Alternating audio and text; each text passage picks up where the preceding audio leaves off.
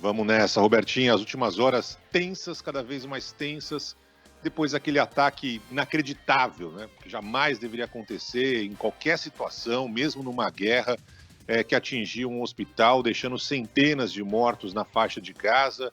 A partir daquele instante começaram as trocas de acusações. O exército de Israel dizendo que não foi o responsável pelo disparo daquele míssil, mostrando imagens, conversas que teriam sido feitas entre terroristas do Hamas, dizendo que o míssil partiu de um outro grupo, né, chamado Jihad Islâmica, que teria uma falha nesse artefato que caiu em cima do hospital. Mas desde então começou de novo um acirramento da tensão, principalmente porque palestinos, árabes, entendem que a responsabilidade pelo ataque foi sim israelense, não acreditam na versão do exército de Israel. E desde ontem, nesse acirramento que a gente está acompanhando, manifestações explodiram em diferentes partes do Oriente Médio e um dos principais alvos, além das embaixadas israelenses, são também as embaixadas americanas, né? Hoje, nesse momento, por exemplo, há uma manifestação gigante sendo realizada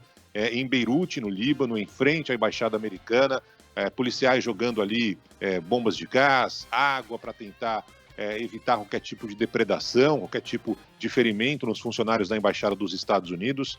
Nesse momento também a Embaixada Americana em Buenos Aires, na Argentina, foi evacuada porque há um risco de uma bomba, um alerta de bomba na Embaixada Americana em Buenos Aires, para você ver como essa situação só tem aumentado. O receio, o medo, os protestos têm aumentado, crescido numa proporção depois do ataque. Há uma guerra de versões neste momento. O exército de Israel diz que seria impossível um ataque aéreo pela consequência vista em solo. De fato, você não tem uma área muito grande que foi danificada. Claro, você tem um hospital que foi completamente destruído, né? Mas uma bomba disparada por um avião, que essa seria a versão original, teria um estrago muito maior em solo. Mas eu não sou especialista em bomba, né? Essa é a versão israelense. A Jihad Islâmica diz que não disparou nenhum míssil contra Israel. Enfim, nessa troca de versões, cada um está acreditando no que acha melhor, na versão que prefere, na narrativa que prefere para a sequência dessa guerra.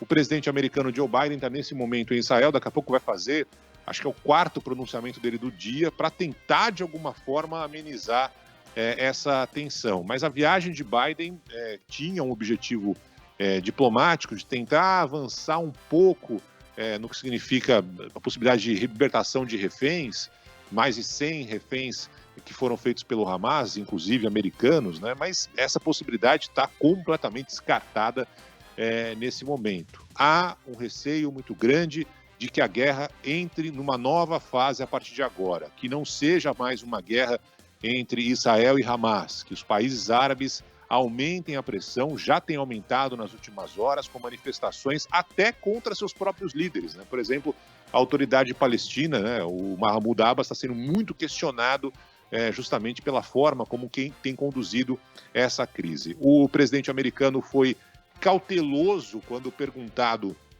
sobre esse míssil. Ele disse, ao que parece, o míssil foi disparado pelo outro time. Ele não foi categórico, dizendo o míssil não foi lançado por Israel. Ele foi, ao que parece, o míssil foi lançado pelo outro time, né? Ou seja, pelos guerrilheiros, pelos terroristas que estão em Gaza.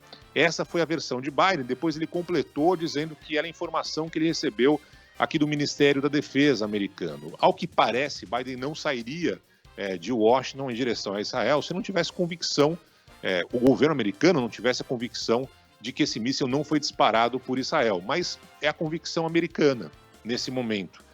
Pouco importa a convicção americana, a convicção dita por Israel de que o míssil não partiu de lá, se os manifestantes entendem nesse momento que sim, a responsabilidade pela morte de centenas de civis, pessoas que estavam ali no hospital, é uma responsabilidade de Israel. Então, essa narrativa diferente de um lado e do outro só tem acirrado essa crise. E aí, aqui em Nova York, no Conselho de Segurança, vai começar agora, né, mais uma tentativa de votação da proposta brasileira, que já foi mudada 500 vezes no decorrer das últimas horas, mas não há, nesse momento, um consenso. Pelo contrário, os discursos estão cada vez mais diferentes, cada um falando o que bem entender, e ao que tudo indica, não será aprovada também essa proposta brasileira aqui no Conselho de Segurança da ONU. Será uma surpresa.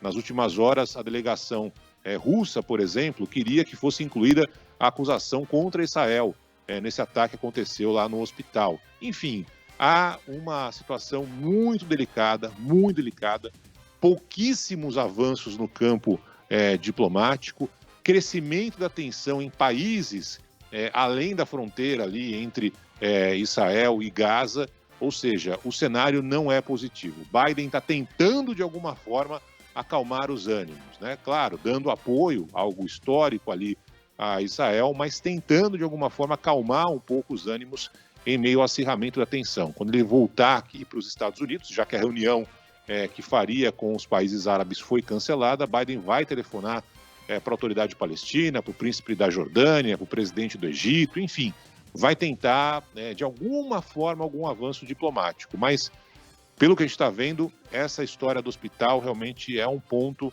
que pode mudar o cenário da guerra, expandindo, aumentando os territórios em crise. Isso a gente já está vendo nas últimas horas, com protestos, manifestações cada vez mais graves. E aquela possibilidade de que muitos estavam tentando, de um cessar-fogo temporário para ajudar as pessoas que estão em Gaza, de uma tentativa de evitar novos bombardeios de um lado e do outro, cada vez parece mais distante, infelizmente. Roberta.